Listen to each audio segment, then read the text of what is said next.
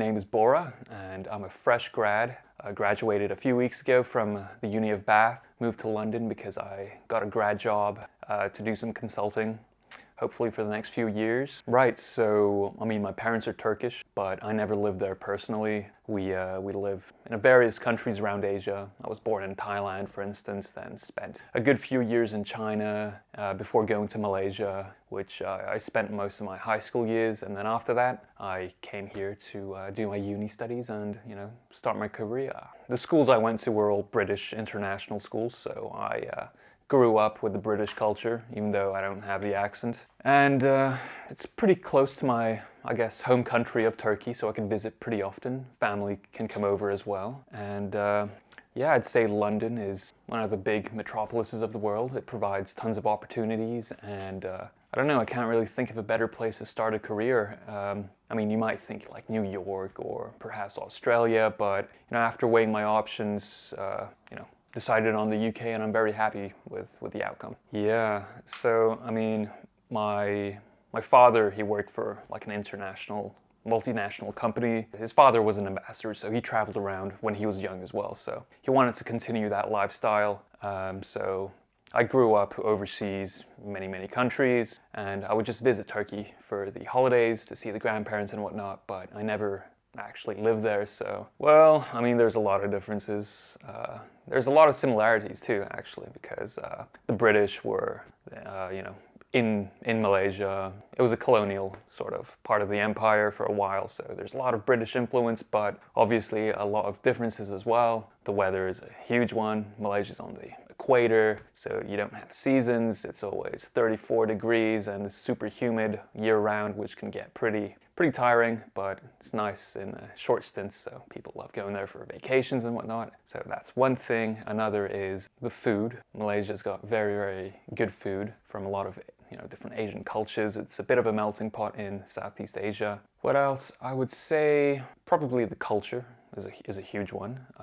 They're very relaxed people over there, and it's a Muslim nation, whereas the UK, it's a bit more upbeat, a lot more innovation and cutting edge stuff is happening here, and it's far more diverse a country as well.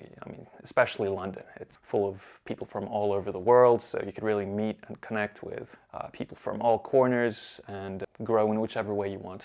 I interned in London like a year ago, spent 6 months here, and then I went back to Bath for uni, but I'm back now, and it's only been a few weeks, but together with my experience last year, I'd say I have a pretty good sort of initial understanding of London, and I appreciate all the different things it offers. There's so much to do. I feel like I've barely scratched the surface. So many people to meet, especially with me, about to start my job. I feel like the pace is really going to pick up at an exponential. Right. There's a lot to do in London. A little bit for everybody. I wouldn't say I'm a huge artsy person. There's a lot of plays, theater, and stuff like that for those sorts of people. For me, I don't know. I love going to the different restaurants. You got all sorts of cuisines, and for each cuisine you have a really good restaurant, so that's never a letdown.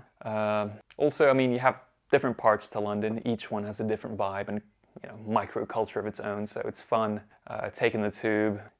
30 minutes can get you very far in London, so yeah, I spend a lot of my days traveling around, walking, and really building a mental map of what's where and who's there and whatnot. Well, in my schooling years, it being a British school, learn about the classics, Henry VIII, the Great Fire of London, learn about the Vikings, the Romans. There's a lot of history in this city. We've got the World Wars as well. I think my favorite would probably be the Roman influence, because I think it's a pretty cool empire, and the influence they've had on multiple European countries over the centuries. I think it's definitely a net positive from my perspective anyway, and it's really cool seeing the influence both architecturally, but also culturally as well. I interned in like the Canary Wharf area, and I really liked it there. I sort of liken it to like the Singapore of the UK. It's super new, modern, clean, and but it's not for everyone. It can be, I don't know, like it doesn't have the same culture, and sort of the soul of London isn't particularly there, but it's nice. Other parts of London I like have to be I guess the London Bridge, Tower Bridge area. you know, that's sort of where I'm going to be working, but I love visiting Bora Market, for instance. Always bustling, and you got tons of stalls and great food to pick from. I guess other parts would be like the South Kensington area. My sister, you know, goes to uni there, so I pay a visit every now and then. It's like the posh place. It's a beautiful place, and it's really well maintained. You got all the museums there as well, so yeah, a lot to do, a lot to see. I think the museums are it's super nice. I mean, they're free. They got great collections of all sorts. You got different museums for different things: a science museum, a natural history museum, an art museum, Victoria and Albert's, and they're all offering something really cool. I mean, I've been to the Natural History Museum like 5 times. You see some really cool stuff, and they update it with new stuff every now and then as well. So yeah, my favorite part of the Natural History Museum, it's gotta be like the aquatic life. I love fishing. I love fish, sharks, octopus, whatever. I remember seeing some really cool like deep sea creatures they put in like jars and pickled them, and there's a huge black marlin. It's like 3-4 meters long, and it's sitting in this huge glass tank, and yeah, I mean, it's stuff you don't see in other places. So I mean, there are tons of these quirky tourist attractions in London. I mean, where I live near Canary Wharf, you can sort of cruise along the quays in these submersible like hot tub boats. It's really cool. You could do that. They have like a barbecue version of it where you could grill some meat as you sort of steer the boat. But I mean, I've always wanted to do it, but I don't know, I've never really come around to it. It's on my bucket list, and it's, you know, definitely something cool to do with friends. But yeah, definitely a summer thing. There's tons of parts to London, be it Canary Wharf, Central, like the City of London, South Kensington, Westminster. I think staying in one little area, you know, it can get stale, and you have all these microcosms, you know, micro environments everywhere, and I think what I enjoy is just circulating through it all, getting little tastes and experiences of it all. I think my favorites probably are, well, I like Canary Wharf because it's chill. Central can get a little crazy sometimes, especially during tourist season, but you know, the Kensington area is super nice. I love the museums and stuff like that. I don't drink too much, but I do like a fun night out. I recently had a friend come over from Plymouth, and we went to a place called the Electric Shuffle. And yeah, it's quite fun. They have these dozens of shuffleboards, which are these long wooden sort of game things, and then you get these metal sort of pucks, and you slide them across while knocking back a few pints, and yeah, you get a few cool different game types, and it's all electronic, so yeah, like a computer scans all the points and like has like instant replay shots of you doing like a cool thing. Yeah, I think one thing I miss about,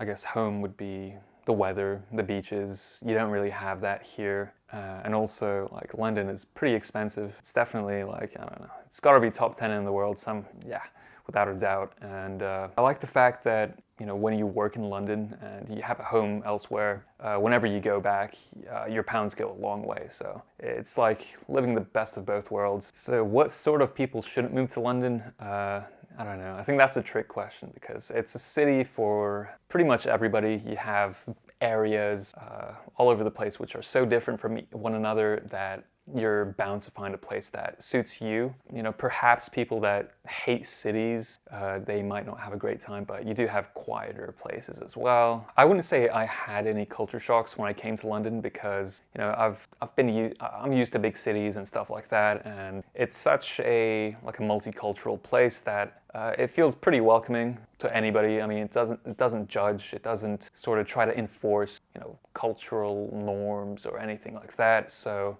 I'd say, you know, you feel pretty comfortable as a foreigner. Well, London is where dreams are made, career-wise. Especially if you're like an international guy and you want to really kickstart your career. There's few places that can really compete with London. Maybe New York, but you know, that's a different sort of lifestyle. And if someone wants a European experience and wants to be close to home or anything like that, London's definitely the place. You know, when people see, you know, London on your CV or something, you know, it's definitely going to leave a really good impression, especially if you're young and, you know, are looking to have a high-driven, high-powered career.